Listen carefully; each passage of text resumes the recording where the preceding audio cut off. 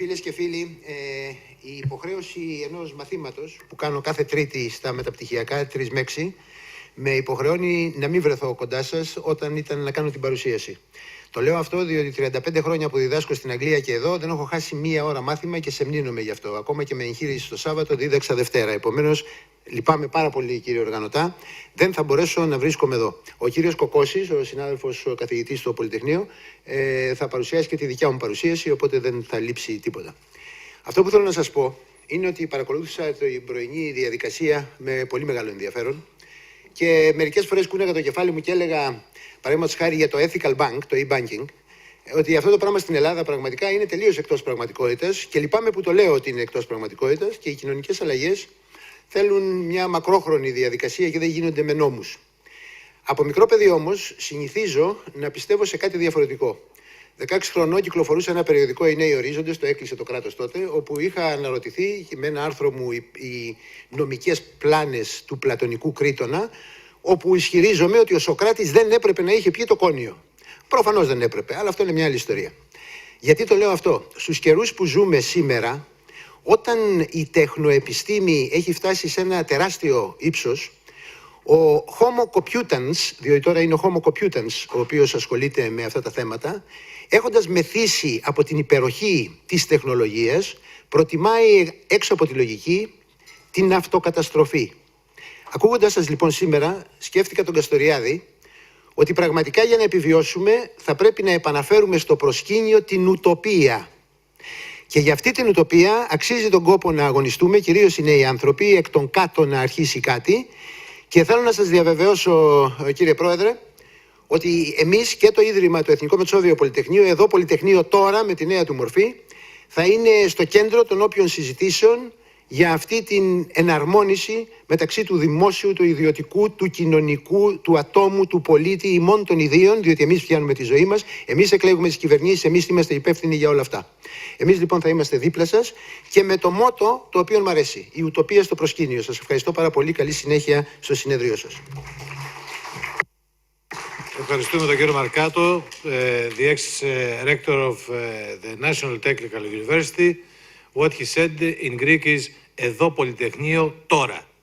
So this is Polytechnic School is here now. And now for the benefit of every effort that starts from citizens, that starts in the perspective of cooperation, of the cooperative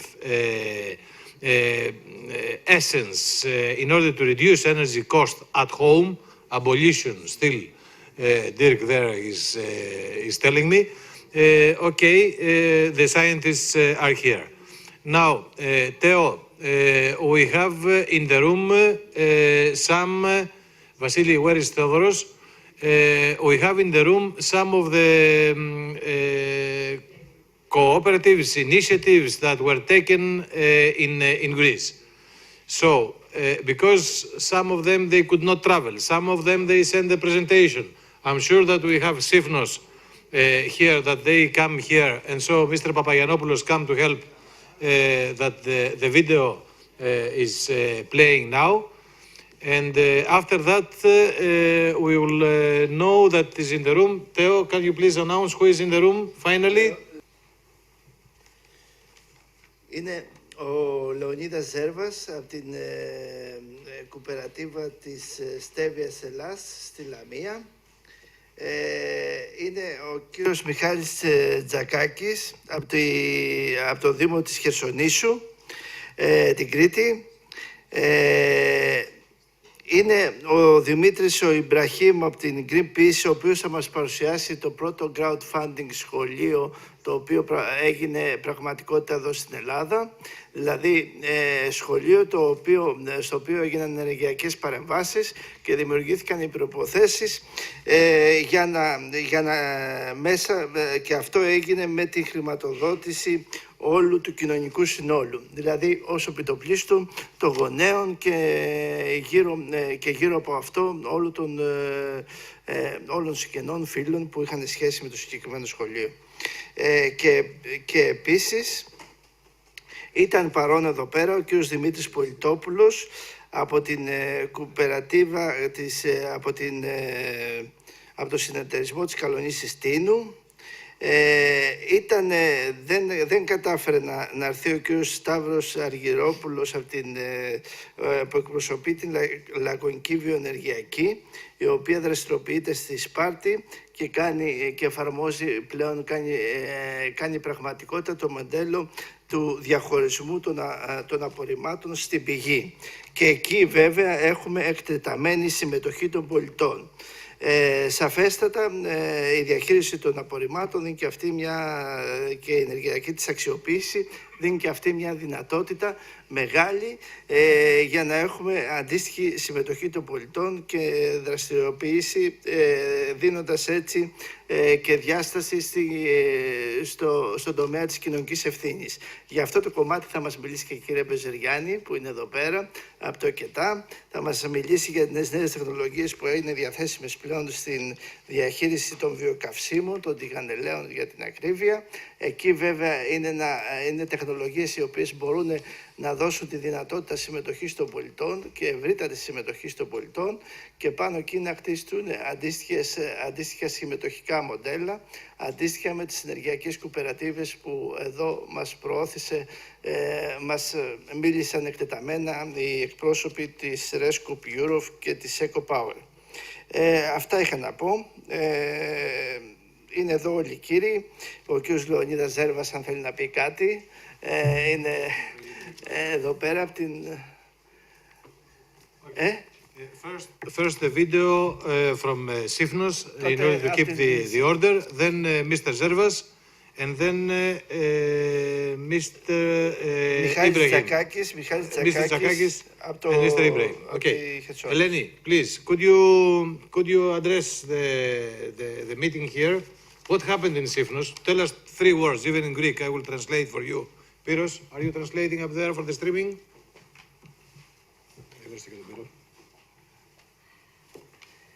Γεια σας. Εκπροσωπώ το συνεταιρισμό, αναπτυξιακό συνεταιρισμό Σύφνου. Στο βίντεο που θα δείτε είναι όλη η ιστορία, πώς ξεκίνησε αυτός ο συνεταιρισμός, πού έχει φτάσει μέχρι τώρα. Αν και είναι κάτι μήνες πίσω το βίντεο και από εκεί και μετά έχουν γίνει και κάποια άλλα πράγματα. Όπως τα μέλη που αναφέρει είναι 75, ενώ είμαστε τώρα πια 85 με 86.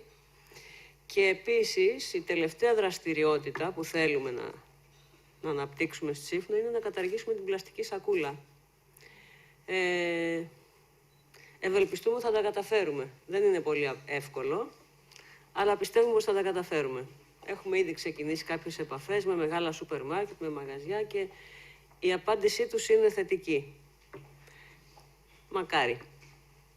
Δείτε το... Λίγες κουβέντες. Ελένη, πώς ξεκίνησε αυτή η ιστορία? How it started? Αυτά το λέει όλα το... Ναι, So, τα λέει όλα let's play the video then, and if we have questions, Eleni is here to...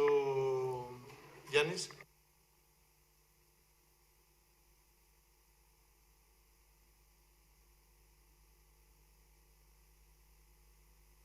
Ότι όπου να είναι θα την πουλήσουν τη δίκη, ποιος ξέρει πώς θα πληρώνουμε για το ρεύμα με την γεννή.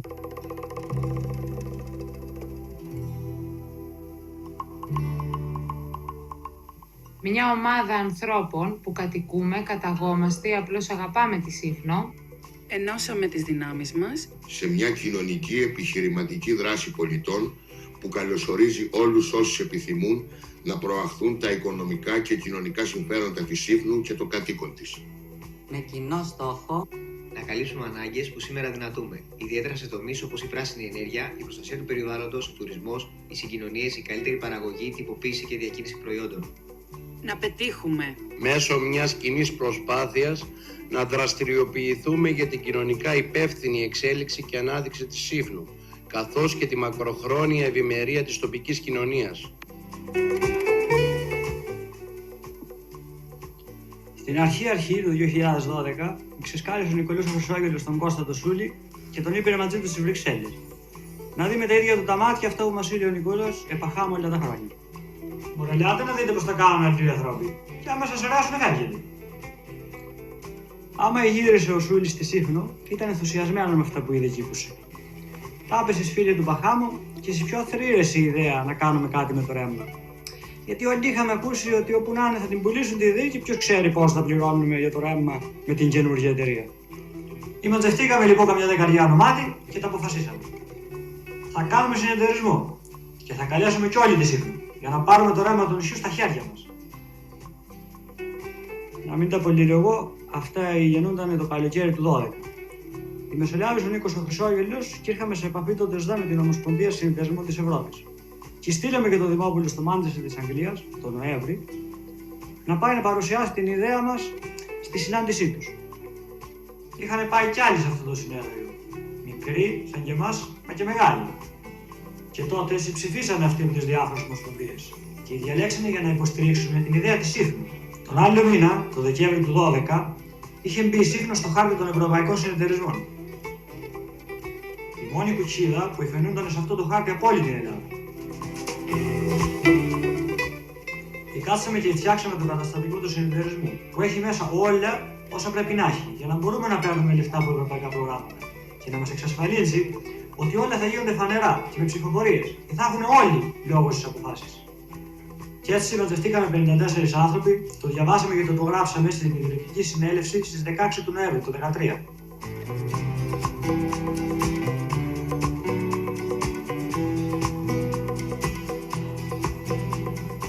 Φτιάξαμε και site στο ίντερνετ. Και φιλιαδιάκια που τα μοιράσαμε. Αυτό το ταξίδι στο Μάντσεστερ ήταν το πρώτο που πήγαμε. Αλλά από τότε μέχρι σήμερα έχουμε πάει σε ένα σωρό ημερίδες, συναντήσεις, συνέδρια στην Αθήνα αλλά και στην Ευρώπη. Οι πιο αθέροι από τη Σύφνο ξέραμε τίποτα για αυτά τα πράγματα στην αρχή, ρωτώντας προς την πόλη που λένε. Σε αυτά τα 2 χρόνια πήγαμε πρώτα στη Δανία, τον Οκτώβριο του 2013. Μια ομάδα από 4 Σύφνιους, τεχνική ως επιτοπλίστων, μαζί με άλλα μέρη από όλη την Ευρώπη. Να δούμε και να μάθουμε πώς τα έχουν κάνει οι Δανείοι, που είναι πρωτοπόροι σε αυτά τα θέματα.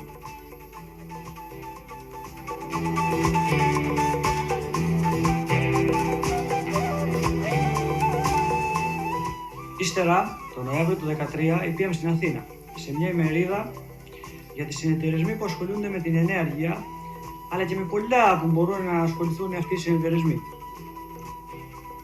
Και από τότε, όποτε γίνεται κάτι παρόμοιο στην Ελλάδα, πάντα μας εκαλούνε να τον πούμε είναι τα εμπειρία έχουμε μέχρι εδώ. Και ακούμε και εμείς από αυτή τις δικές του.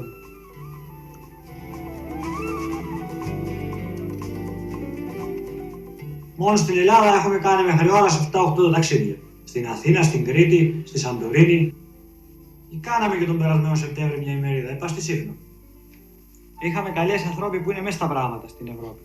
Και μας μιλήσανε για όλα αυτά που θα συναντήσουμε στην πορεία και για τους τρόπους που υπάρχουν για να βρούμε λεφτά να κάνουμε αυτά που θέλουμε. Πήγαμε και στη Σαντορίνη, στο ναυπηγεία, για να δούμε για το βαπόρι που θέλουμε να κάνουμε. Γιατί είμαι στο καταστατικό το γράφει ότι ο συνεταιρισμός μπορεί να ασχοληθεί με όλα τα πράγματα που θα καλυτερέψουν τη ζωή και τις δουλειές όλων των Σύφνιων. Και να έχουμε δικό μας βαπόρι είναι από τα πιο απαραίτητα.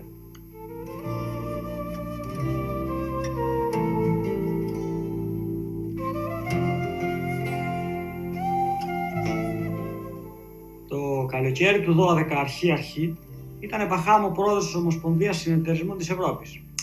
Βέλγος και έχει και ένα δύσκολο επίθετο. Και μας είπε ότι άμα ξεκινήσουμε κάτι σε ένα ελληνικό νησί σαν τη Σύφνο, θα μας βοηθήσουν όπως μπορούν γιατί θέλουν να αποδείξουν ότι οι συνεταιρισμοί είναι το καλύτερο που έχουν να κάνουν οι ανθρώποι στην Ευρώπη. Για να μην τσετιραδούν και τους εκμεταλλεύονται κυβερνήσεις και εταιρείες. Και να κάνουν τα πράγματα στον τόπο των όπως αυτοί νομίζουν ότι είναι καλύτερα για όλους. Αυτός μας βοήθησε και μας εδέχτηκε σαν πλήρες μέλος και η Ομοσπονδία των Συνεταιρισμών της Ευρώπης. Και έτσι, ό,τι γίνεται τώρα σχετικά με τη συνεταιρισμή και την ενέργεια, το μαθαίνουμε από τους πρώτοι. Αυτοί λοιπόν από την Ομοσπονδία στείλανε πέρυσι το Δεκέμβρη κι άλλο ένα άνθρωπο, τον Dirk, Βέλγος κι αυτός, που έκατσε σε Μπαχάμο καμιά 20 μέρες και μάντεψε ένα σωρό πληροφορίες. Πόσα πετρέλαια καίμε, πόσα λεφτά πληρώνουμε και όλα όσα πρέπει να ξέρουμε για να κάνουμε μια πρόταση της προκοπής. Τραγούσε τα μαγκιά της κεφαλής του άνθρωπος με το πόσο ρεύμα καίμε για τις αφαλετώσεις. Και είπε ότι και μόνο για θες να παράγουμε ρεύμα δωρεάν από τον αέρα για τον ήλιο, φτάνει και αξίζει τον κόπο.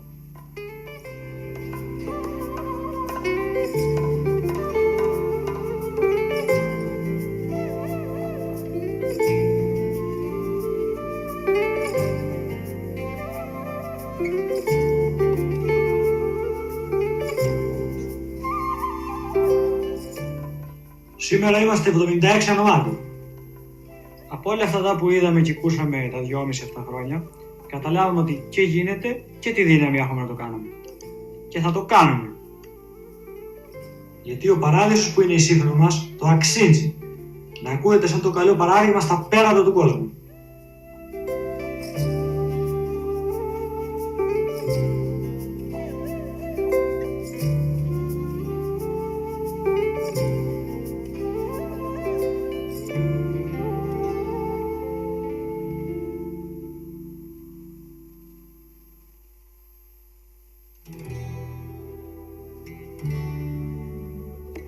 So for the streaming purposes, from the people that they listen to us from other countries and other places outside here, Μια ομάδα ανθρώπων που κατοικούμε, καταγόμαστε, we just watched the video presentation of the cooperative that exists in one of the Aegean islands in Greece.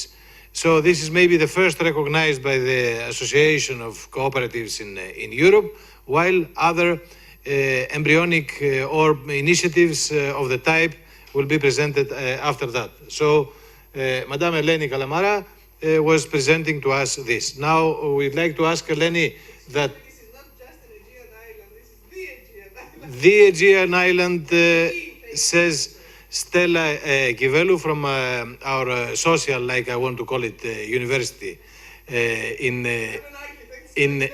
in Greece. And nevertheless, we would like to ask Eleni that this has also subtitles in English, υπότιτλους στα αγγλικά, so that this best practice is available also for Sicily and for Moldova and for the others that are watching throughout. And in this respect, any question from you? Κάτι που θέλετε να ρωτήσετε την Ελένη?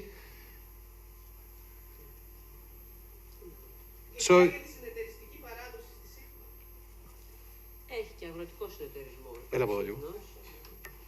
Υπάρχει και αγροτικός συνεταιρισμός και γι' αυτό και θέλουμε να αλλάξουμε και το όνομα συνεταιρισμός, γιατί λίγο μπερδεύεται. Και θα καταθέσουμε τώρα τροποποίηση της ονομασίας, αναπτυξιακός, ναι. Το άλλο που θέλω να σας πω είναι για αυτό το πλοίο που λέμε. Δεν είναι πλοίο γραμμής, όπως είναι τα πλοία που πηγαίνουν στα νησιά. Είναι ένα μικρό που θα κάνει ενδοκυκλαδική σύνδεση.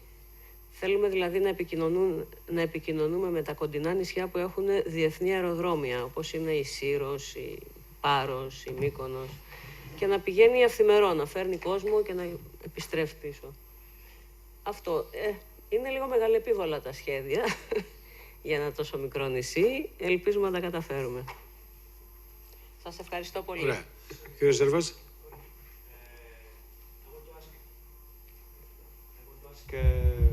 What is the percentage of participation of citizens of Sifnos? Because I have 80 people, 85 people. 85. I think, yes. Today. Why? Which is the percentage of the whole citizens of Sifnos? This one is only the 1%, 2% of people in Sifnos. 2.500 κάτοικοι, πόσο είναι το ποσοστό? But this is the leader of the family, you see.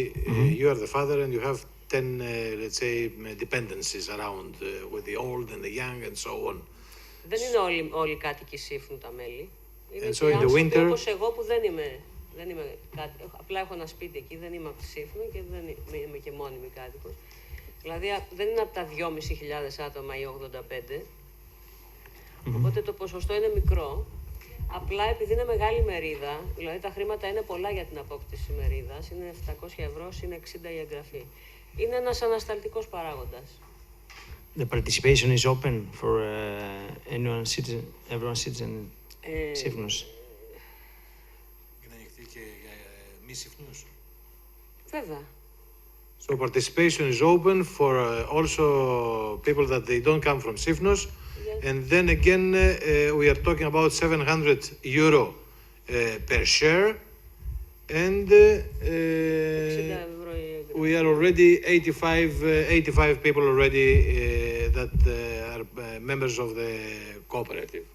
Είναι ανοιχτή και για ξένους, γιατί έχουμε πολλούς ξένους, Ευρωπαίους κυρίως, που έχουν σπίτια. Και μάλιστα κάποιοι παίρνουν σύνταξη και έρχονται και ζουν εκεί και το χειμώνα πια. Οπότε εννοείται ότι τους θέλουμε. Και ενδιαφέρονται. Αυτοί ενδιάζονται πολύ. And so especially the Europeans listening here, they are most welcome because there are others already from other countries of Europe that they have their houses already in Sifnos and they are members of the cooperative. And so one more question. Το όνομά σας ξανά και την ιδιότητά σας στον τομέα πολιτικά αεροδρόμια. Για πείτε λίγο. Ναι, Κωστάκη ονομάζομαι. Ήθελα να ρωτήσω εάν ο συνεταιρισμός είναι περιορισμένος στο θέμα της ενέργειας, γιατί έλεγε ο άνθρωπος με την πολύ ωραία εκφορά του λόγου, πάρα πολύ ωραία, είναι μόνο για να, ας πούμε, κάνετε εξοικονόμηση ενέργειας ή γενικά έχετε και άλλα θέματα, δηλαδή όπως εξοικονόμηση νερού, όπως έχετε τέτοια και εάν έχετε έρθει σε επαφή με τον Αϊστράτη, το μικρό αυτό νησάκι που έχει και αυτό κάνει πρωτοποριακές δράσεις. Ναι, και με το Αϊστράτη τα ξέρουμε, τα έχουμε συζητήσει, τα έχουμε μελετήσει, αλλά θα ασχοληθούμε και με την ανακύκλωση στο νησί. Απλά υπάρχει μέχρι τώρα μια δέσμευση, μια σύμβαση με κάποια ιδιωτική εταιρεία. Όταν λήξει θα αναλάβουμε εμείς. Συνεργαζόμαστε με το Δήμο, έχουμε κάνει ένα σύμφωνο συνεργασίας, γιατί χρειάζεται, η τοπική αυτοδιοίκηση χρειάζεται για τη βοήθεια. Και πιστεύουμε να αναλάβουμε και την ανακύκλωση σύντομα. Δηλαδή έχουμε κάνει μελέτες, έχουμε προχωρήσει αρκετά σε αυτό το θέμα. Επίσης, ένα θέμα που πραγματικά χαίρομαι που το ακούω, γιατί γνωρίζω πάρα πολλά χρόνια στον τομέα της πολιτικής αεροπορίας και των περιφερειακών αεροδρομίων, ότι προσπαθείτε να αυτονομηθείτε με ένα πλοίο. Και θα ήταν ευχής έργο, δεδομένου ότι το κράτος, αυτό το τομέα του συγχρονισμού των μεταφορών, τον έχει αγνοήσει τελείως. Δυστυχώς δεν είστε κοντά στη Σαντορίνη που έχει το μεγάλο αεροδρόμιο, αλλά ακόμη και εκεί φτάνουν οι τουρίστες, κοντεύει να βουλιάξει η Σαντορίνη και τα διπλανά νησιά δεν μπορούν να φέρουν τους τουρίστες στο δικό τους μέρος. Και πραγματικά χαίρομαι που όσο μπορείτε να το προβάλλετε αυτό, μήπως το κάνουν κι άλλοι. Ειδικά οι δυτικές Κυκλάδες, που σε αυτές ανήκει και η Σύφνος, έχουν πολύ μεγάλο πρόβλημα συγκοινωνίας, πολύ μεγάλο. Το χειμώνα είναι 3 φορές τη βδομάδα και όχι πάντα. Δηλαδή και οι 3 μπορεί να γίνουν 2, 1. Το καλοκαίρι έχουμε ένα γρήγορο πλοίο, το οποίο ο πλειοκτήτης από τη χρόνο του καταργεί. So for the streaming purposes, Eleni is discussing now with the audience about the other activities of the cooperative. For example, owning a ship that is going to apply respond to the needs what they have, or also to the recycling of the products, not of the garbage. So, Dirk, you would like to ask something? Ναι, εγώ. Θα ήθελα να ρωτήσω αν το πλοίο είναι ενεργειακά αυτόνομο, δηλαδή λειτουργεί με φωτοβολταϊκά. Ναι. Όχι φωτοβολταϊκά, αλλά θα είναι ενεργειακά αυτόνομο. Δεν ξέρω να σας πω ακριβώς ακόμα πώς θα είναι, γιατί ακόμα στις κουβέντες είμαστε. Ωραία. Εντάξει, υπάρχει στη Σαντορίνη κάποια εταιρεία που φτιάχνει αυτά τα πλοία. Έχουν ήδη φτιαχτεί κάποια. So the ship is going to be renewable, respecting renewable sources of energy for energy. Dirk?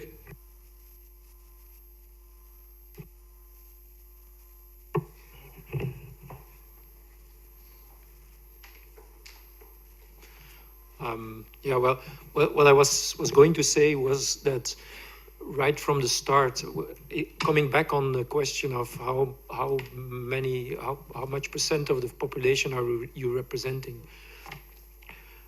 Basically, that was one of the amazing things when they started up on, I think, 16th November of 2013, if I'm correct. They had already 54 or 55 shareholders, which when you see on a population of 2,500, say 1,000 families, that is 5%, and 5% is one of the tilting points on where do I get a community started, where do I get a transition started. So it was a real good news that right from the start, basically they had that kind of impact on the society. That was what was one of the interesting things on Sifnos, and it's still growing and going on. So that's something I wanted to say, because it might be important for the other groups also. When you start, it's nice to have a big enough group to make a difference.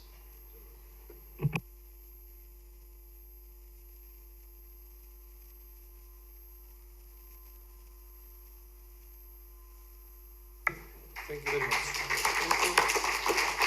Οπότε, ο κύριος Τζακάκης από Κρήτη.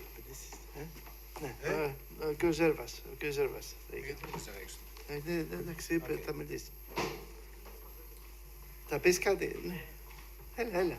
Ελάτε, παιδιά, έτσι κι αλλιώς είμαστε λίγοι, αλλά θα γίνουμε πολλοί. Εμείς δεν αγοριόσαστε. We are going to become many.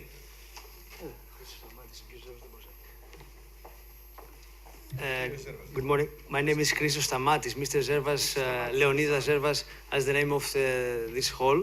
He couldn't be here today. Mr. Zervas is the president of our cooperative. Our cooperative is Stevia Las Cooperative, an agricultural cooperative established in central Greece. I am the managing director. I wasn't be here today, but since Mr. Zervas couldn't be, I changed him, and I would tell you a few words. So our cooperative is an agricultural cooperative. We're cultivating stevia. We have approximately 150 ex-tobacco growers around central Greece. 150. At this period, we're cultivating stevia. We're processing stevia and distributing stevia all over Greece and some European countries. We start this initiative, our agro-energy COPE project. Can we see the site? Yes. Can we visit the site?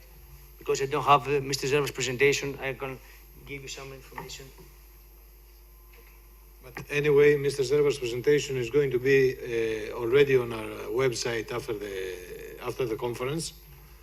And there we encourage you to be proactive in respective communication with all your ideas and questions that are going to be channeled directly to the speakers, and possibly we are going to meet in a more relaxing environment. Of course. Smaller groups to see what we are going to do. So, through our cooperative, we start this agro-energy COPE. Let's translate it, our energy from our hands to our hands. Cooperative enterprises build a better world. Some mottos. I want to participate. You see. Energy cooperatives, what they are, how their operation. And the farmer as a farmer of energy, how the farmers can cultivate energy. Here is some projects, some smaller projects. We participate in the EU Energy Week. This is in a small school for my daughters, that we make an energy day in Lamia, a small event. Here we are with Dirk in our city. There you can see a small event that took place in our city, where with some machinery we took from University of Thessaly, we produce pellet from crop residues. It's a grass level, it's very simple project, but we want to raise awareness from people from our city. Here we can see a small video just to understand what we have done.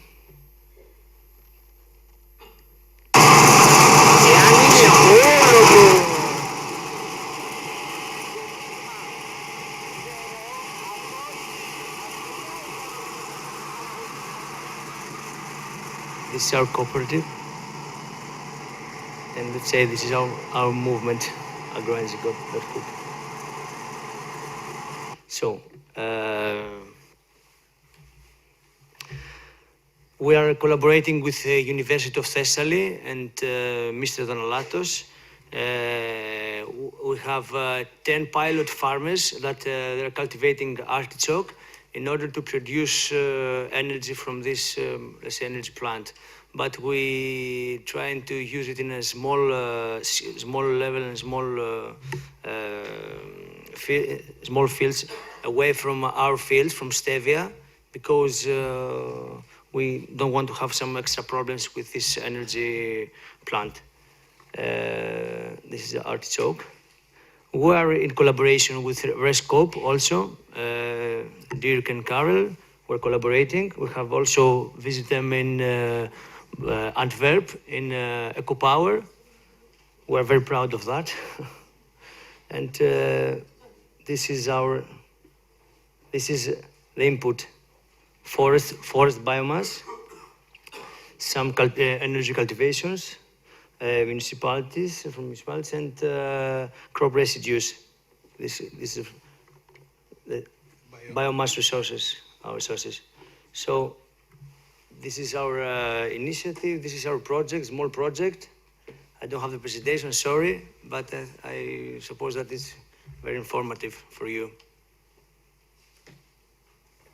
Okay, and the most important is that you made it, that you are here, and also Mr. Zervas is backing us, and so that all of us, we are in direct contact now with you, because we would like to expand what you are doing, and we would like to be further inspired talking to you. Any question to Mr. Stamatis? Okay, one thing that I have to mention is that, as we spoke a few minutes ago with Karel, we have to pass from words and from theory to action. Only such kind of initiatives can change things and can make something disruptive, something new one. Yes. Yes. Thank you very much.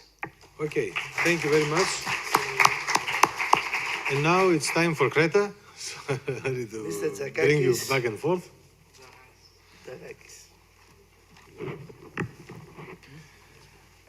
We come from municipality of Chersonissos, which is located in the northern side of the island of Crete, nearby the city of Heraklion, as you can see in the map. And our major's name is Mastorakis Ioannis. A few words about the main activities that take place in our area. As we can see in the map, there is a coastal zone with the purple color, which undergoes extremely high pressure in the hot months of the year due to the intensive tourism activities. On the other hand, we have the yellow, the rest of the area, who has mainly a farming character. It's mostly an agricultural zone, with only small spots of traditional villages. There are three traditional villages with only soft development, some small tourism enterprises. The topic of the current workshop is how we can use social cooperatives for energy cost reduction. And let's find out which is the role of local authorities, such as municipalities, in this project. Initially, we should wonder if Hellenic financial crisis has reduced energy cost. The answer is yes. That's why, because the less we have, the less we cook. And additionally, the consumption of fuel has been reduced because there are no special reasons for transports. But is this the best way to reduce the energy cost? Of course not. We must be smart, as the motto of REMIDA is. Our target is to consume only the amount of energy that we really need in a sustainable and environmental friendly way.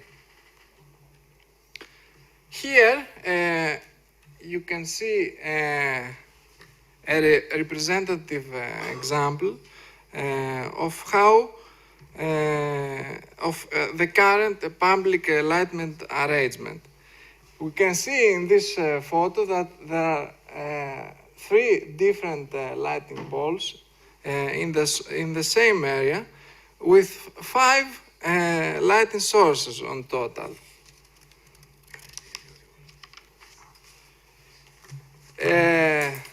The best practice is social cooperatives in public, private and people partnership models. And these are the results. So let's now focus on our case study. Since July 2020, Municipality of Chersonissos is a member of European Cities and Regions initiative, the Covenant of Measures. Our Sustainable Energy Action Plan, you can find our Sustainable Energy Action Plan in this link. And these are the persons that come from Chersonissos and participate actively in the target groups of SEAP.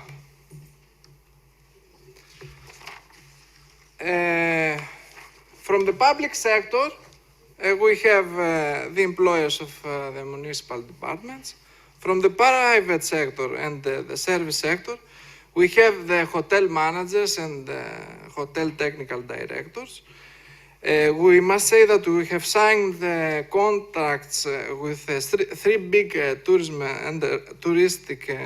enterprises in order to provide us with information about their energy profile and the energy saving measures that they take.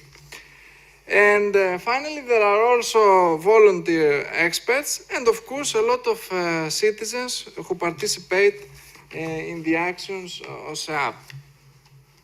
This is an example of how participants cooperate for the same goal. The pupils of the school played the role of energy inspectors. They measured the total surface of the walls and the open space of their school building. They examined by means of short exercises and experiments how the materials of each part of the building affects its energy characteristics, and how energy reduction goals can be achieved by adding, for example, insulation layers in the roof or the exterior walls, or changing the old windows with new ones. The energy consumption was calculated as carbon dioxide emissions according to the standards that are set out by the International Panel for the Climate Change. According to the certificate, this is the building, and a building that had been constructed for military use near the 50s. This area is the former American base in Goodness. We found out that belongs in H class, and it's, of course, a highly energy intensive building, because the limit of the new buildings must be above B category. Pupils also visited a photovoltaic energy park at Port of Chersonissos, and they also visited an energy autonomous house in the year of Koksari. And unlike the low energy cost of the house, the pupils were served very rich energy food by the hostess, Mrs. Fuzara. They also learned about economy, we have write it with Greek letters, and ecology by biologists that came from the National History Museum of Heraklion, Crete. And they learned about traditional methods of using aeolic energy, wind energy, in farming, special irrigation in Lasithi Plateau, which is located nearby Chersonesos. And they shared their experience with Senior High School of Acropolis in Cyprus by means of Skype. These are the aims of the project. The most important of them is that the students came in contact with some modern scientific fields, and they were trained in renewable energy sources. Now, about the financial sources, we used our own resources and means, although it's essential to take measures for achieving our goals, in other words, to go on investment. Except of the mentioned above actions, municipality of Chersonesos has already completed 2 technical projects. The first one is called E2 Storm, and it's about using ways for saving energy on the water cycle. And the second one is the replacement of some of the public lighting with new technology lamps, LED lamps, which was financed by the Green Fund. Here you can see the latest presentation of the progress of program E-Store that took place in Chersonesos. The whole practice, the whole action has been recorded as a good practice of Medea project after the evaluation procedure of Mediterranean regions and cities. Here is where you can find more information about us. And here is the emails of the employees and the mayor of Chersonesos. Thank you. Michali, thank you very much. Is there any question? Is there any feedback to what? Yes, please, your identity first. Hello, Karel Dervaux from EcoPower. I'm quite pleased to see that things are really happening on Crete. I know many years ago I was visiting Crete with a group of scientists from all over Europe, also from Greece, from CRES, the research center, from NTUA. Maybe you remember from a presentation that many years ago I worked for this research association of European researchers. And then already I know many scientific plans have been made to power or produce all energy needed for Crete on the island by itself by renewable energies. Now I wonder, your municipality is already moving ahead. Are there any other municipalities doing similar things locally, or is there a global plan for the island in action? Here in the municipality of Chersonesos, we have not yet taken such actions, but there are other institutes, for example, TEI of Crete, which is cooperating with other municipalities, for example, municipality of Festos, by producing pellets from the remains of the olive trees that was gathered by the farmers, that is really in the beginning. In Crete, generally, we use wind energy most, but municipalities have not yet involved in such actions. Mainly some big industries started this project. Thank you. But this is a very good corner to fight the Minotaurus, Karel, because here you are talking about a small municipality next to the capital of the island. So can you imagine the impact, the dynamic, what's going to happen there if we are able to create economies of scale with Chersonissos? That, by the way, when we started REMIDA, was the first municipality that was responding to our calls. Normally, you know, the letters are going there, the people are not necessarily responding to the letters. But here, there is a team. 2 people from Crete are here today. So don't take this... That's the beginning. Yes, underestimate, because, you know, the domino can arrive to China. So, Greenpeace, could you please tell us also why you are so proud to be part of the pioneers, part of the embryonic, dynamic constellations that allow us now to refer to when we are going to become many?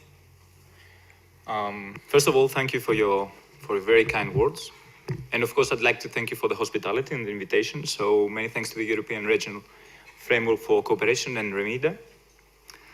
I'm too humble to say that we're the pioneers. We just identify areas of change. This is what Greenpeace is about. Bringing change in order for the pioneers to have an easier task to lead.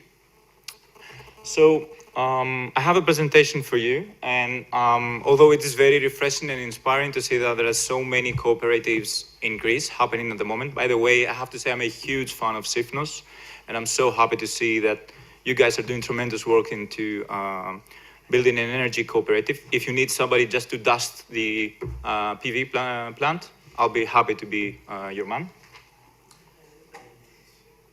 So I am going to talk about, and I know I'm the last one into this session, so I'll try to be favorable by saying that I'll be brief. It's not about a 4P initiative, but mostly about a crowdfunding platform. So what I do over the past years to bring you some context. Of course, we know about recession, we know about the crisis, we know about its impacts. We actually experience it. Everyone is experiencing them. We have unemployment and poverty numbers hitting historic records. We have a key issue with policy access. There's a lot of untransparency happening. There's a lot of deals happening under closed doors or under the table. So access to policymakers is more or less restricted at the moment, to be very gentle with the word. And of course, we have energy poverty rising with fatal consequences in many cases. So in order for a campaign group such as Greenpeace to campaign effectively in this context, we needed a new approach, and that would be a solutions-based approach with positive messaging. So energy poverty is a symptom. Our addiction to oil, our addiction to imported fuels, our addiction to fossil fuels, and the fact that we are living in inadequate buildings is the key reason behind it. And in 2012 and 2013, it was very apparent that people could not afford to cover for their basic energy needs. And extra taxation of oil, of heating oil, was the last drop that made it impossible for a large majority of the Greek society to be able to cope with the energy bills. So the main political debate at that point was, what should we do with oil taxation? Should we lower oil taxation? Should we keep it at these levels? Will Troika allow us to reduce the oil taxation? or should we have subsidies for the least privileged in order to be able to support them? So that was the wrong debate because it was only treating the symptoms, and we wanted to have a deeper approach and start introducing the right elements into these public discussions, which would be to eliminate the real reasons behind energy poverty, which is our addiction to fossil fuels. So we identified this school. This is what we did. We found this school. A school is an iconic building. It immediately makes you think of your kids, of your children, and it makes you want to do what's best for your kids. But it's also very iconic because you're very familiar to what is happening to a school. We've been in a school. We know it's in Greece, most cases, an inadequate building. We know that our kids are cold in the winter and probably a bit too warm in the warmer months of the spring and June. So we can really relate to that.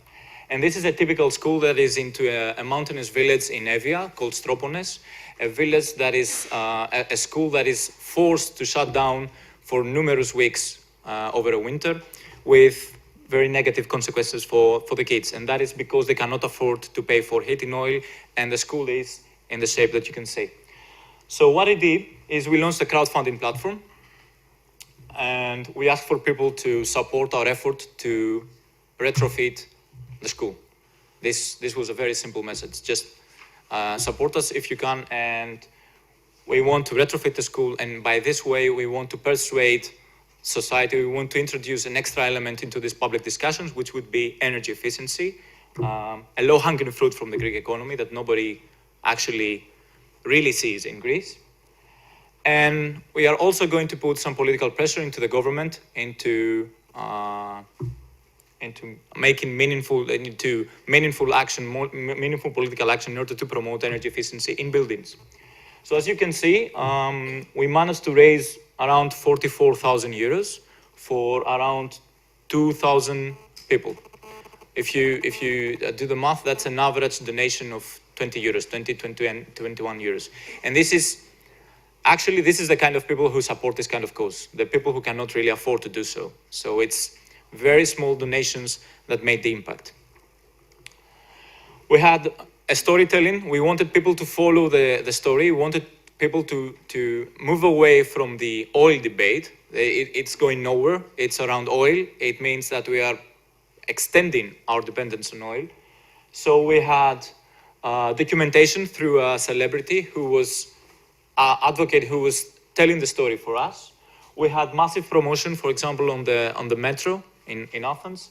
And we also had offline events, which actually invited the people who were participating by donating or not donating to this project into offline mobilization events that would be a more effective way to communicate our story.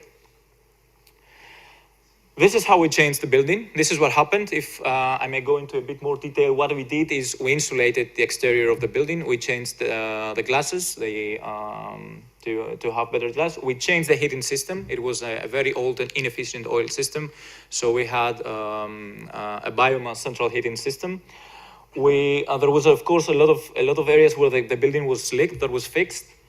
And what else? I think in a later point, we're coming back to install some solar panels that we didn't at that point. Bottom line, this building needed around 6,500 euros for oil expenses every year. They couldn't afford to do that. Now they only need 1,200 euros for. So it's an investment. It makes sense. It created local jobs, people who were locally involved in this area. They were trained, they were educated in energy efficiency. They could experience, they could witness the actual change. This is the first winter they didn't have to shut down the school, but only in the days where there was no access to the school because of heavy snowfall.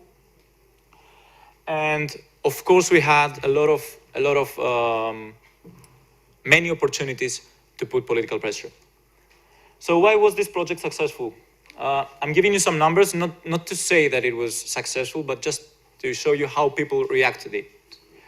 We reached the digital goal that we had of 40,000 euros, and we overall raised almost 90,000 euros because a lot of people weren't very familiar with the crowdfunding platform, so they were offline donating to Greenpeace towards these goals.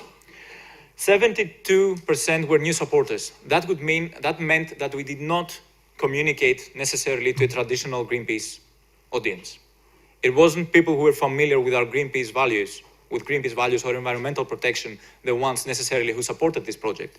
72% were new to Greenpeace. The emails that we have sent had unprecedented open rate, which means that they were interesting to the people. So people actually wanted to hear about this story. They wanted to hear about energy efficiency, not just the school. We had people who donated twice. It doesn't really happen, at least in our experience, to donate twice. And we had people who were expatriates and also donated to Greenpeace Greece. This is also a rare case. This is a tool that we use called Big Listening, and what we do is try through our work to influence the public debate. So if you can see here, there are this blue line signifies public discussion. The higher it is the peak, the more heated the debate is around energy efficiency, energy poverty. So we introduced some keywords like energy poverty or oil, and then we calculated and then we monitored what the public discussion is about. So what we did is we introduced our work into strategic areas to influence the public discussion and to put political pressure, but also bring more people towards our direction. We had a clear policy objective. This was the former Minister of Environment and Energy. He was responsible for the energy portfolio, and although he was really strong in rhetoric about energy efficiency, in reality we saw not much in terms of action, but he did react to our work. He did say that we need to allocate funds to school retrofits in order to fight energy poverty. He did allocate extra funds, although not much in energy efficiency, and that was definitely a move forward that, at least to an extent, we can attribute towards to our activity. And of course, we had cross-engagement. People went very active, also in light of the work that we were doing, but also as a follow-up. So the next step, we are now duplicating this work for net metering. We promote net metering so that people will be allowed to install solar panels and cover at least a part of their electricity needs from renewable energy, most likely solar panels. So we're doing a crowdfunding platform which is finished now. We're going to install solar panels and heat pumps in a shelter for underprivileged girls in Paleo Faliro. Of course, there is policy and mobilization work. That's a box that we ticked. The net metering ministerial decree is signed. So now we have a legal framework for net metering, which means that individuals, communities, cooperatives, municipalities can invest in small-scale solar power or wind energy if they want. And of course, the networking with stakeholders. So to sum it up, if I want you to take one thing out of my presentation, is that this message actually works. People are very interested. There is a lot of space to do stuff in Greece. There's a lot of people who want to be mobilized, who are inspired by this kind of work, and we just need to go a bit more aggressively out there and say there's another way, and moving away from fossil fuels to renewable energy and energy efficiency is the right thing to do. Thank you.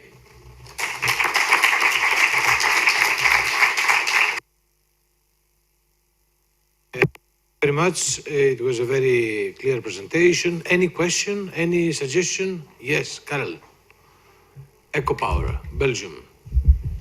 Yes, thank you. I'm very pleased to see this kind of initiatives, especially that you also can attract many citizens to realize that there is a need and something is possible. The only thing that I dislike about this initiative is that you give the impression that only money can solve the things. It was this crowdfunding, then there is 40,000 euro, and then things go forward. I think this is, of course, that may go forward, but the money is not needed to get it forward. It's low. Just, I don't know the municipality where the school is, but if just the parents of the school, of the children in that school sat together and put together 3,000 euro and got a bank loan for the rest, and they started to work with the local craftsmen, the same would have happened. And then it's easier to replicate in many municipalities. Now everybody maybe might think we need first this money before things go forward. And that's exactly what we want to, the contrary that we want to bring with the message of the RESCOPs, of the energy cooperatives. It's not necessary that you first need the money. You first need initiative. You need people to go forward. Can I? Yes. Thank you so much for this. I fully agree with you. I fully agree with you. As Greenpeace is a campaign group. We don't fundraise for the sake of fundraising. So I use the crowdfunding platform to make a point that people actually do care. So money is not the essential thing that moves things forward. Alongside the crowdfunding platform was policy work, was offline mobilization work, was education, was outreach to municipalities. The follow-up that we do now, which is again a crowdfunding platform, but is a mobilizing tool for us, not fundraising tool. We would proceed with the energy upgrade of the school, even if we had €0 out of the crowdfunding platform, because this is what we do. It's a direct outcome of this work. More people were interested in this area, and more people saw the benefits of energy efficiency. So for us, it's just a tool, nothing more than that, to raise awareness, to introduce new concepts, and to mobilize people. So I fully agree with you. Okay. But, Karel, the question, what you put is very, very serious. And what is first is money or the maturity to do something. And for this, we invited Jana, and we invited also Jana Niku, that is talking about the structural funds. And also Christiana Siambeku, that is also talking about European Horizon funds that you, as EcoPower, you have used already, to tell us that there is so much money that if it is not going in the right direction, it can kill the objective of the people. And so I don't want to preoccupy the ground, but having already talked to Jana, they are very, very much interested in Greece now, especially the policy makers and the fund holders, let's say. They are very, very much interested to know, and they are listening from all other directions, what could be the way to use this money in a much more productive way. Jana, what's going to happen with the next structural funds in Greece for energy?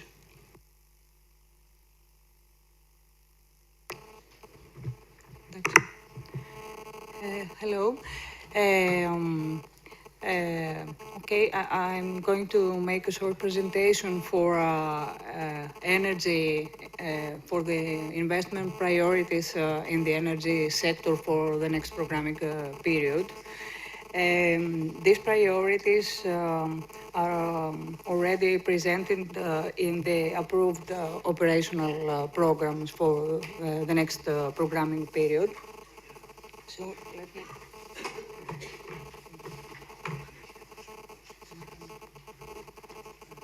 But it's the right moment, because it's now the moment that the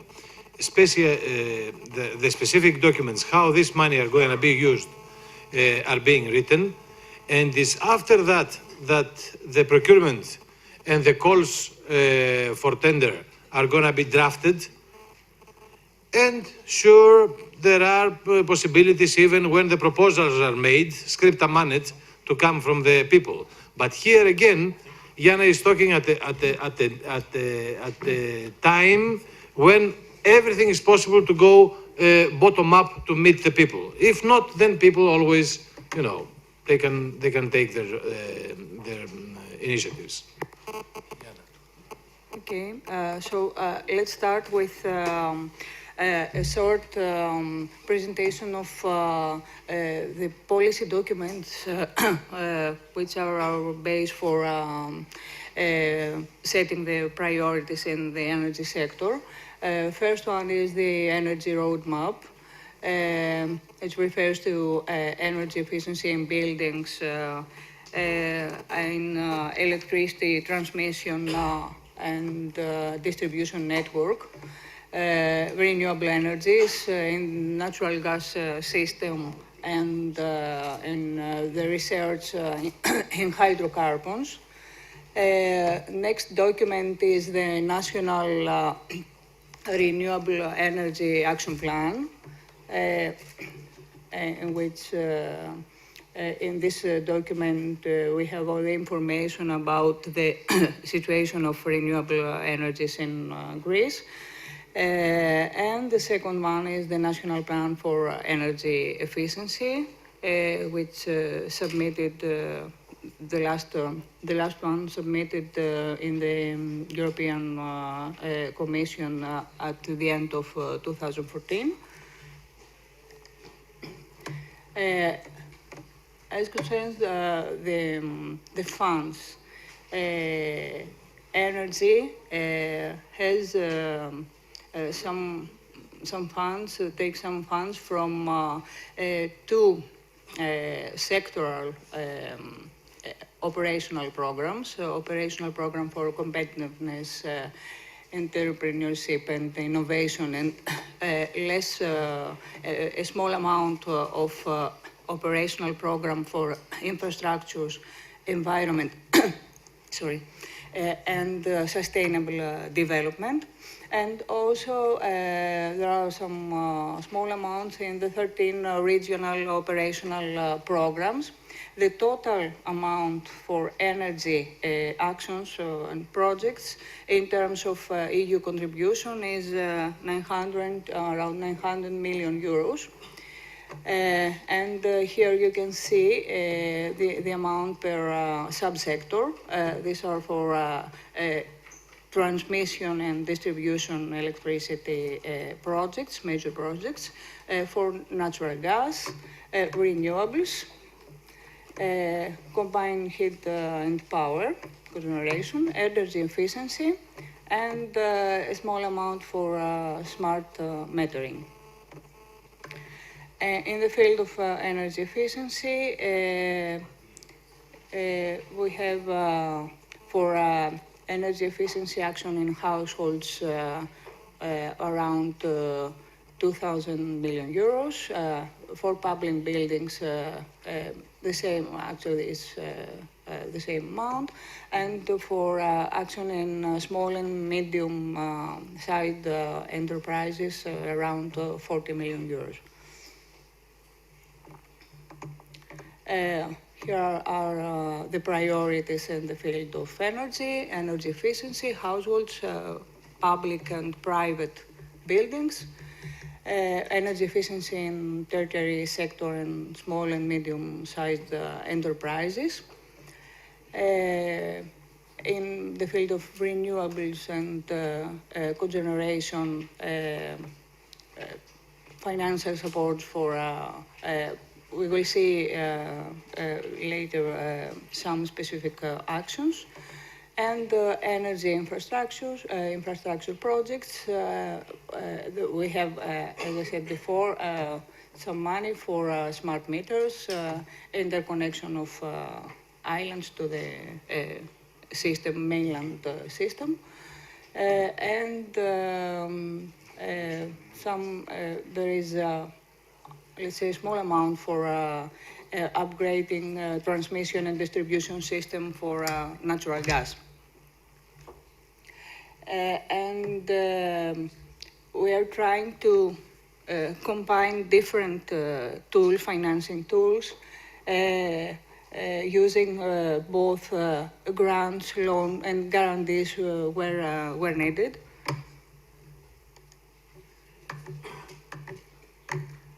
The first one is energy, as I said before, energy efficiency, especially in the field of private buildings, households, and small and medium-sized enterprises. We're going to use grants and loans and guarantees where necessary.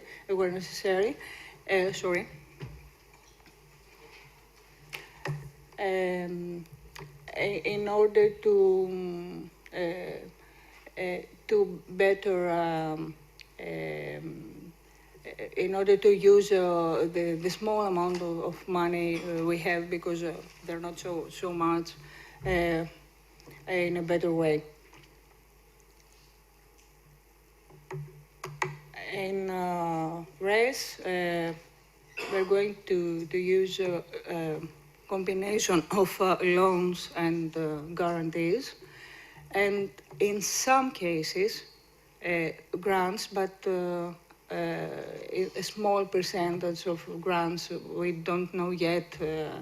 We are going to see the details for its action or a group of projects in the next months. And these are some major projects in transmission and distribution networks of electricity and natural gas. You can see one of them is interconnection of Kykladas. This is a phasing project. This project is implemented now for the first phase of the project, a part of the first phase of the project implemented during the current programming period, and the project will be completed in the next programming period. And also we have the interconnection of Crete as one of our priorities. And in all these projects, we are trying to find some ways for cooperation between public and private sector. Okay, thank you very much.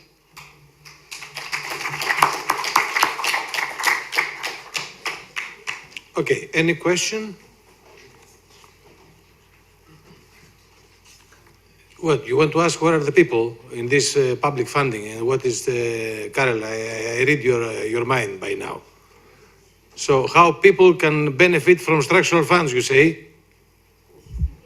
No, I just want to point out a certain risk. This is also quite well known in Europe that in Greece there are many big companies, energy companies interested to invest in Greece. Let's say the hundreds of megawatts wind turbine projects and on the islands or near to the islands. But for that you need interconnections to the mainland. So what I see more or less popping up, that is quite some money for interconnections, and that's said, oh, that's very good. I mean, but this is really paved the road for the big companies. And this is not about citizens taking care of themselves. They will be blown away if this is realized first. Strong interconnections between the islands and the mainland, then the road is open for all the capital in Europe from the big companies to invest in massive offshore wind farms in Greece or offshore, nearshore in the islands. So I think we should be very cautious that this happens. This is really a high risk that the opportunity which is now for the citizen in Greece to take things in hand is just to block this road, to keep it blocked. And because it's much more difficult for big companies to do the little tiny things on the islands, they don't like that. It's not big enough for them. It's too difficult. It involves too many people, too much little embarrassing work. They want the big projects. But as long as these interconnections are not there, they don't make a chance, the big companies. So I just want everybody in Greece, any citizen who is interested to keep the control on their own future, energy future, be very cautious there. This money should not be used to make highways for electricity for the big companies to make their investment and blow away everybody, and again, capture the Greek citizens for another 50 years. So sounds like he made two revolutions in one sentence. In one case, in the first step, he said that while we were thinking that we are connecting the islands with the mainland was to bring electricity to the island. He said that it's exactly the opposite. It's now the opportunity for the island to export Sifnos to Athens and Crete as well. So you export. That was the first revolution of Karel. The second one, he said, is alert the people on the ground that this is going to happen, and so use your SEAP that you have already signed out there, and it's already signed under the Covenant of Mayors perspective, and you are going to use your citizens ready with crowdfunding. I don't know what they're going to do with the money of the reserves, so that they have a better deal with a multinational that is going to come to export out of the island tomorrow, so that they are in a strong position and so that they can negotiate, and maybe they can have also public funds. Because she said, how much you have for the private household? You have 200,000, 200 million. 200 million she has already for the households. And we were discussing before we arrived here with Yana, is it possible that a proposition that we are 3,000 people and we come to you versus the other one that comes from Ali Pasha, from Ioannina, is receiving better appreciation and is better priority? I said, let's think about that, how it can be. Is it generating more discussions for bankers, for energy? If I may, I would like to add another stone in the pond, because I was very quick this morning going through my slides. One of the slides was about the islands. What happens when you connect to the mainland? Right now in Europe, the price of the markets is dropping to 30 euros per megawatt hour. What you are paying in your electricity bills is 95. On the islands, the minimum is 250.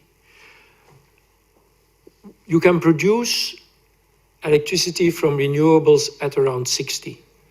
That means that whenever you connect to the mainland, you force the Greek government again to support renewables. As long as they are not connected to the islands, to the mainlands, the price people are paying on the islands themselves is largely sufficient to have economically viable projects on the islands without any support. So what you are basically doing is not only foreign groups that are going to come and take the common goods from you, but they are also collecting subsidies from the Greek government. Subsidies the Greek government hasn't available right now, and it's going to be subsidies that are going to outside players and not to the Greek population. So it's important to really think very well about what we are going to do here. For Crete, I know the double connection from both sides is going to be 1.5 billion euros. I'm quite convinced that with 1.5 billion euros, you can make Crete completely independent with a very stable production. And then you don't become, because here they say you are going to have a security of supply.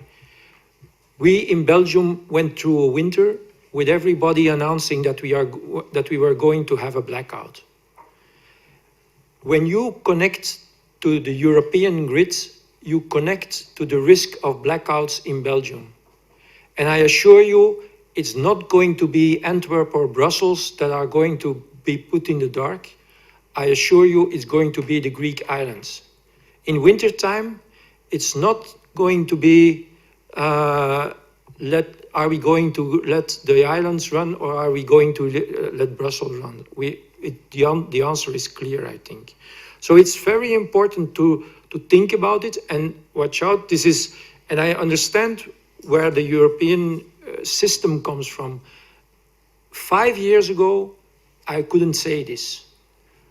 Today, I can say this because the price of renewables has come down so much that it's possible with the technology we have right now to get islands independent. In a stable situation, we heard this morning Günther Pauli, we heard Søren Hermansen. There are a number of examples where they are very far in doing this. And so I think it would be important for Greece to really look into that and to make sure that you are not putting out a drain of money from the Greek society outwards to the rest of Europe. I think that's a very important message to get to you.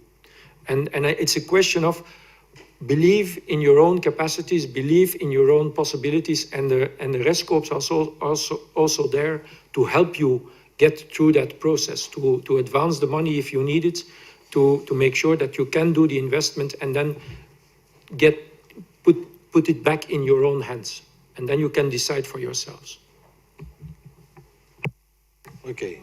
Yana, thank you very much. There is another question? No, it's a reaction. Yes.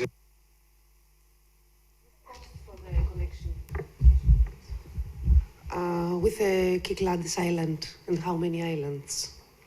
Is around 400 million euros, the total cost of the whole project. And if I remember well, there are 5 islands. Syros, Mykonos, Paros, Tinos, and and Naxos. It was announced many years ago. Yes, but actually started they signed the contracts in this September of 2014 because they had some problems with the project. They changed some things and finally signed the contracts September of 2014. Okay, Yana, many thanks. You wanted more money? Christiana, please tell us, is it more money, more public, more taxpayers' money available for us to arrive to the citizen? And is it then at pan-European level? Is it going to be competitive? Does it mean that all these different qualities, what we have in this room here, our embryonic, our embryos when it comes to starting the citizens, our NGOs that we took this initiative here, your very good hosting from ECT and allowing us to do that in such an operational way. The private sector that is going to come, the academia that is here, are there more opportunities to create economies of scale with our international colleagues and others that we are going to find along the way? So thank you for the invitation to present the funding opportunities under Horizon 2020. As the National Documentation Center, EKT, which is based here at the National Hellenic Research Foundation, is the national contact point for the majority of the work programs within Horizon 2020.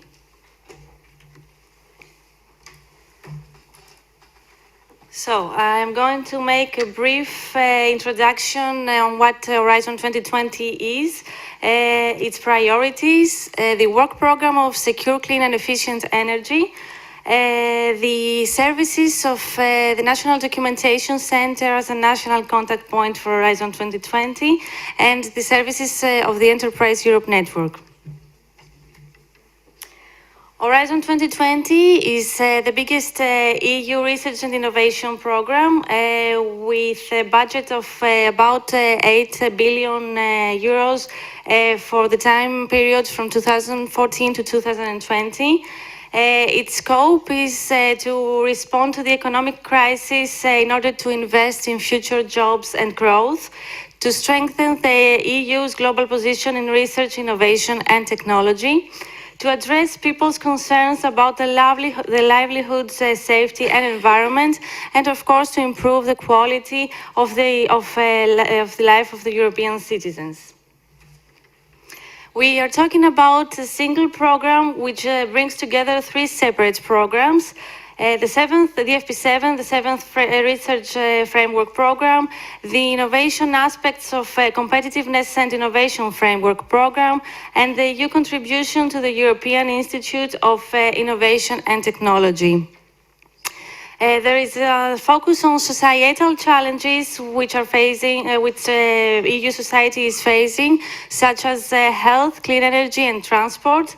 And of course, within this program, there is a special focus on small and medium-sized enterprises, as the 20% of the total budget of Horizon 2020 is dedicated to the SMEs.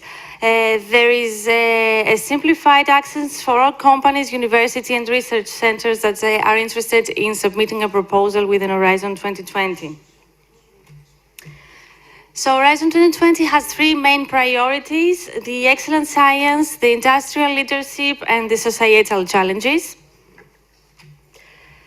The excellent science refers to the high-level scientific research and world-class research infrastructure in order to attract the best scientists of the EU in the world. The industrial leadership refers to the strategic funding and key enabling technology in order to attract private investment in research and innovation, such as innovation in communication technologies, nanotechnologies, materials, etc. And the societal challenges referred to are dedicated to the key societal challenges such as climate, environment, energy, and transport through multidisciplinary applied research, including social sciences and humanities. The total budget of Horizon 2020 for the 7 years from 2014 to 2020 is 79 billion. The highest percentage, almost 30 billion, correspond to societal challenges. 20.7 billion dedicated to European Institute of Innovation and Technology. A high percentage is dedicated to excellent science and industrial leadership. So, excellent science is the first priority, and the reason is because world-class science is the foundation of tomorrow's technologies, jobs, and well-being. Europe needs to develop, attract, and retain research talent, and researchers need access to the best infrastructures. Here we can see the work programs that are included in the excellent science and their budget for the time period to 2014 and 2020.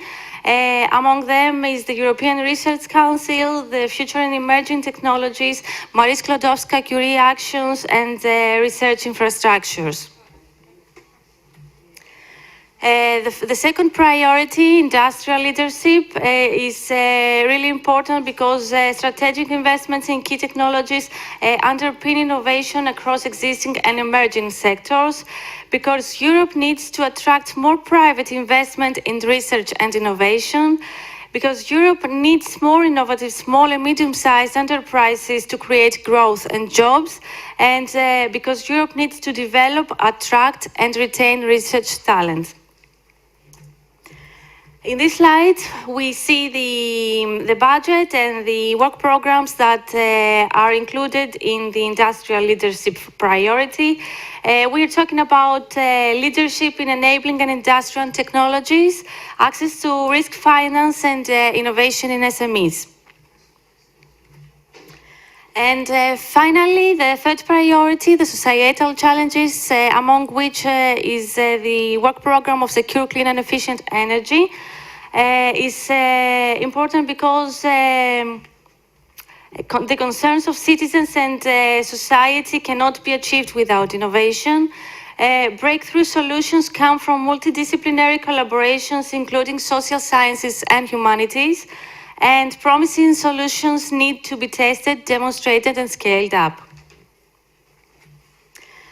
The work programs that belong to the societal challenges are the work program of health, food security, sustainable agriculture, forestry, marine and maritime, secure, clean and efficient energy, of course, with a budget of almost 6 million for the 7 years.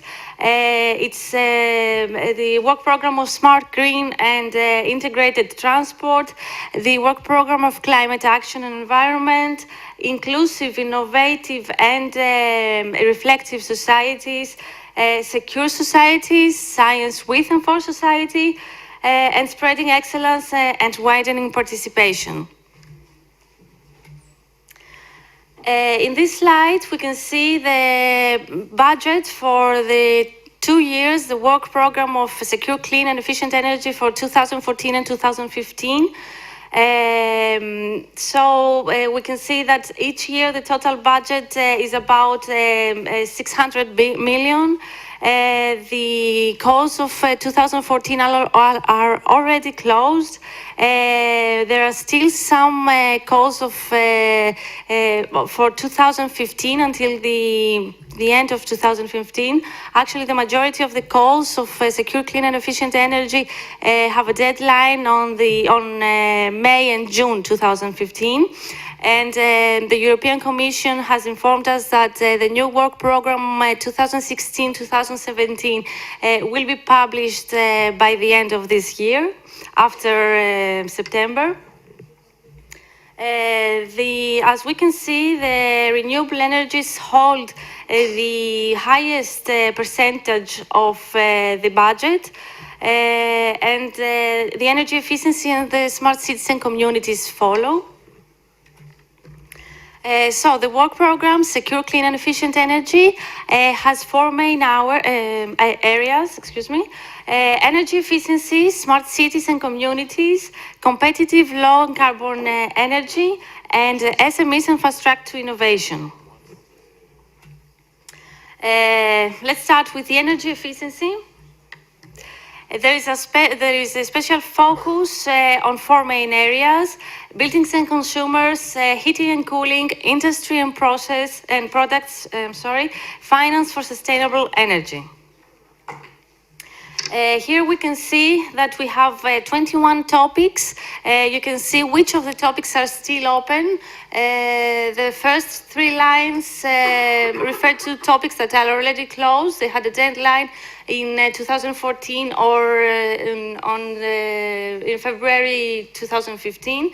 And the rest of the calls have a deadline on the 4th of June 2015. Let's say a few things about smart cities and communities.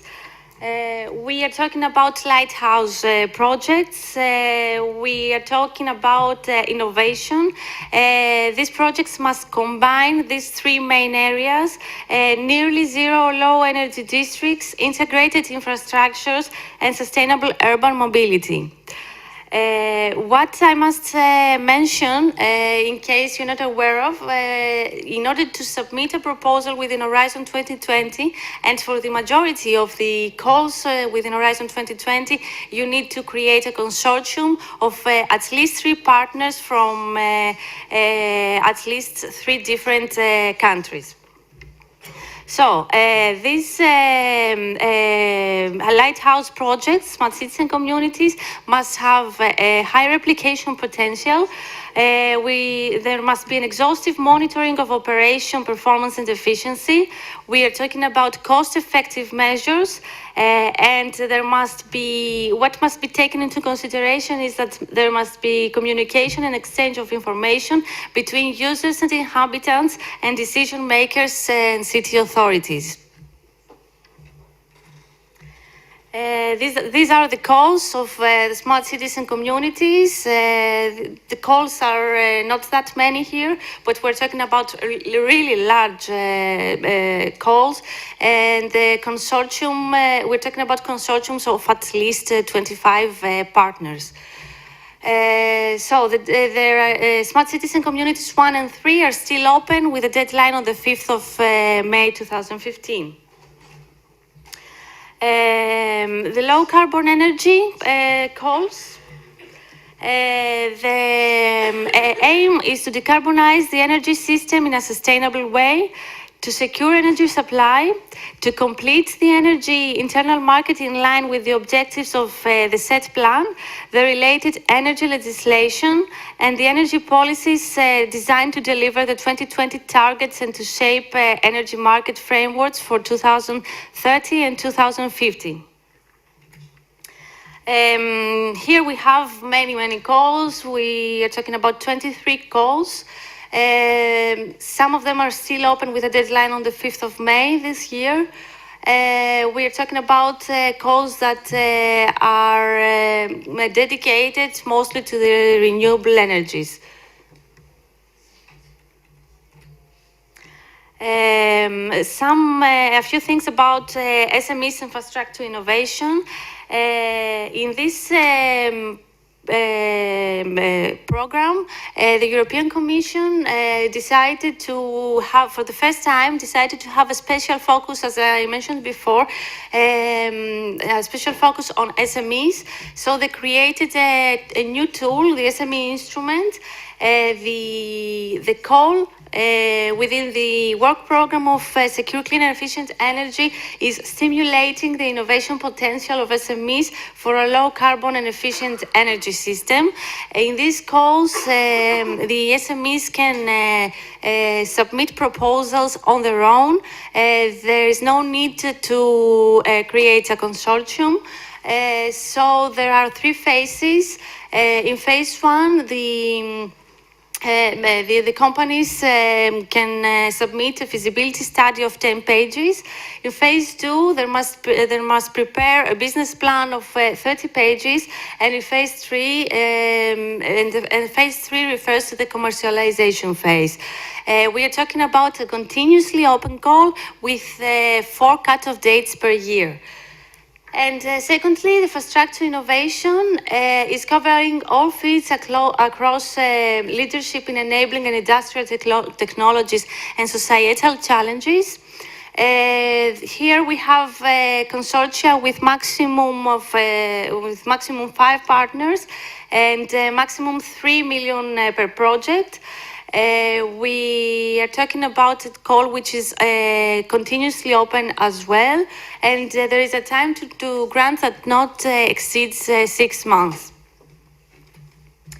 In this slide, you can see the budget of the work program of secure, clean and efficient energy for 2014 and 2015. As it is expected, the highest amount of money goes to the low carbon energy calls, and then follow the smart city communities and the energy efficiency calls.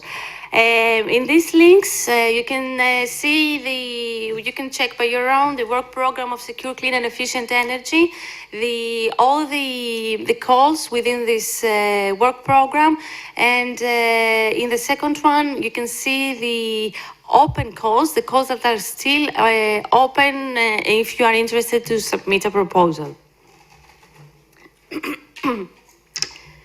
So I'm going to say a few things about the National Documentation Center, which is a national infrastructure for research and innovation. It is institutionally mandated to cover the scientific information needs of the country. It develops advanced infrastructure for open access to scientific content and digital services. And it supports research and innovation, as it is the national contact point for EU programs. It's the coordinator of the Enterprise Europe Network, ELAS. There is the National Open Access desks and the RDI indicators for science evidence policies. Here we can see the 2 websites of the infrastructure for open access to scientific content and services, and the website of metrics, as the National Documentation Center is assigned by national authorities to provide RDI indicators to Eurostat. And as I mentioned before, the National Documentation Center is the national contact point for the majority of the work programs within Horizon 2020, such as the European Research Council, the Future and Emerging Technologies, Marie Sklodowska-Curie actions, research infrastructures, access to finance, ICT. Health, secure, clean and efficient energy, inclusive, innovative and reflective societies, and science with and for society, and finally, Euratom. So the digital services of the National Documentation Center to research and business community is that it provides information on research and innovation in Greece and abroad. There is access to funding. We provide information, we organize trainings, and we offer a pre-screening of proposals. We can help you find partners in order to submit proposals within Horizon 2020 and other European projects.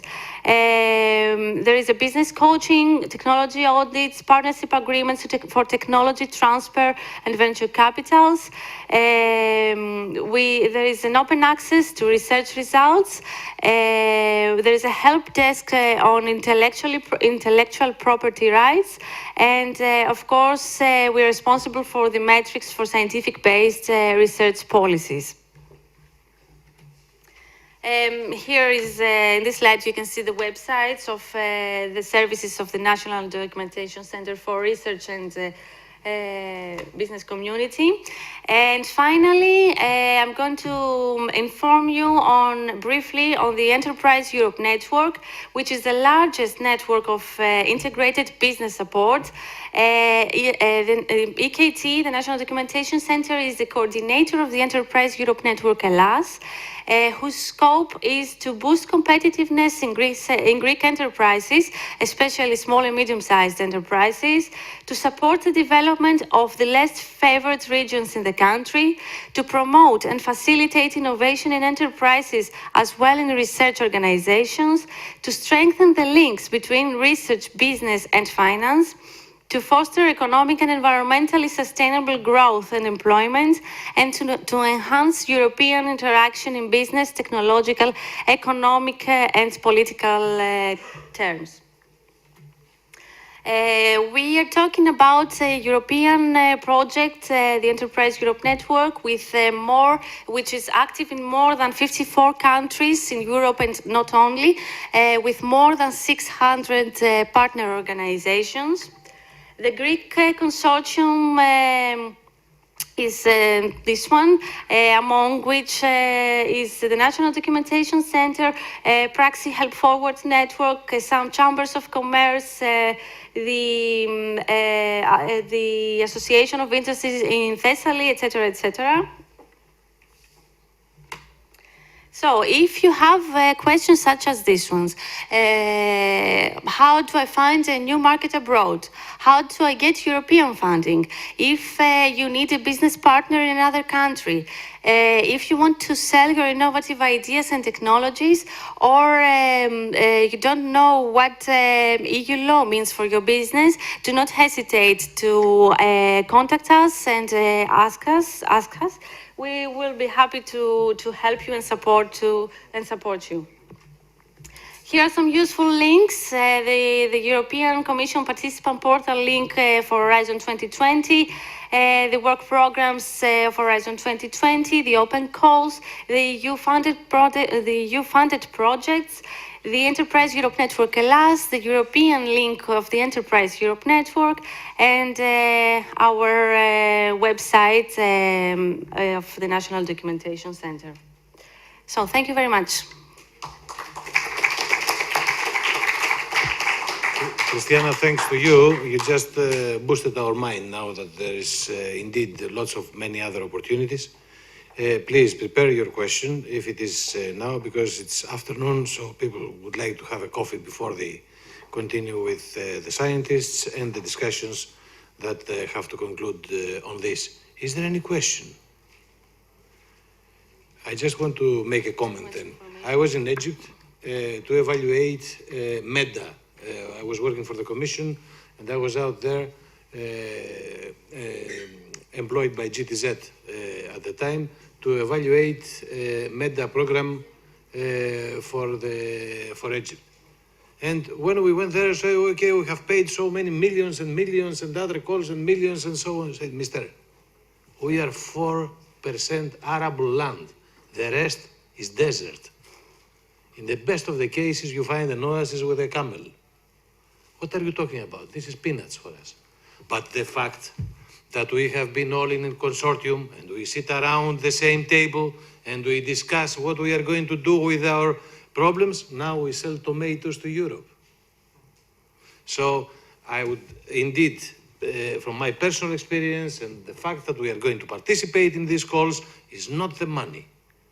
It is the added value that we are gaining by applying for terms of reference that are high enough, and we can pool our capacities in order to reach that. And when we did that and we have respect from our international partners and so on, then we realize while being local, it is so important.